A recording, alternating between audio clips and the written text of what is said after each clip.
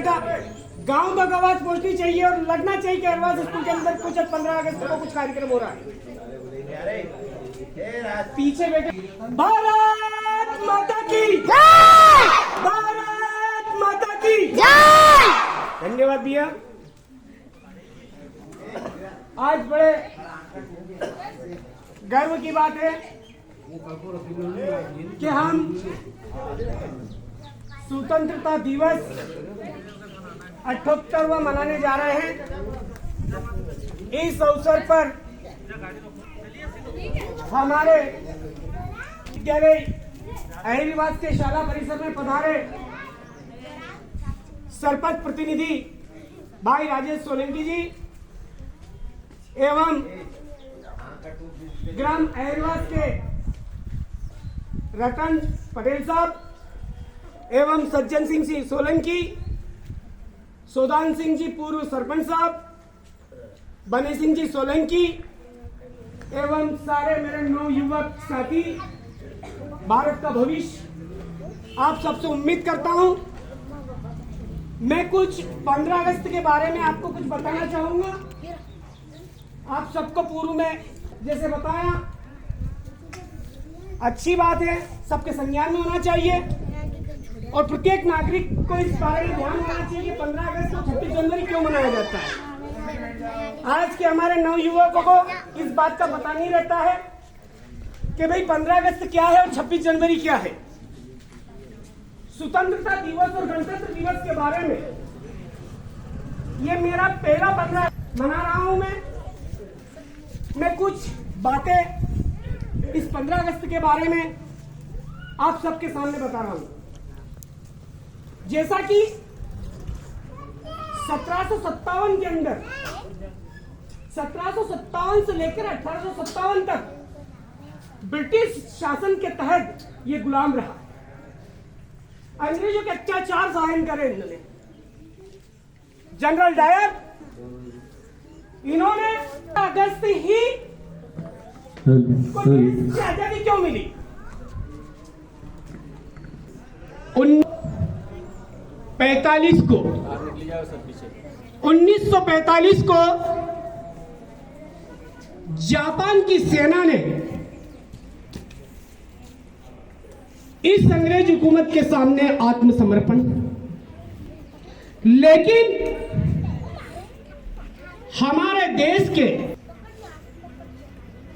महात्मा पिता गांधी, मोहनदास करमचंद गांधी, जवाहरलाल नेहरू, इनके नेतृत्व में इसको इन अंग्रेजों से आजाद किया। 1757 से लेकर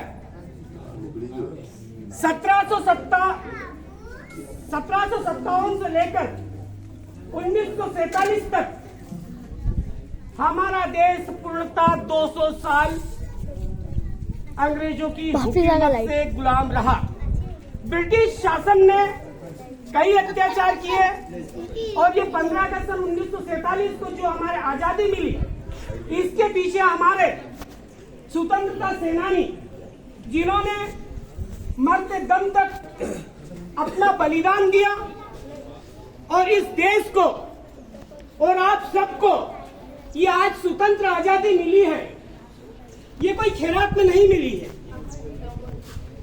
जब आप इतिहास के पन्ने को दोहराएंगे तो आपको पता लगेगा कि वो महापुरुष जिन्होंने अपना बलिदान देकर आज हमारे को इस भारत को आजाद कराया, जिसकी आजादी का आनंद हम 15 अगस्त के रूप में मनाते हैं, 26 जनवरी के रूप में मनाते हैं।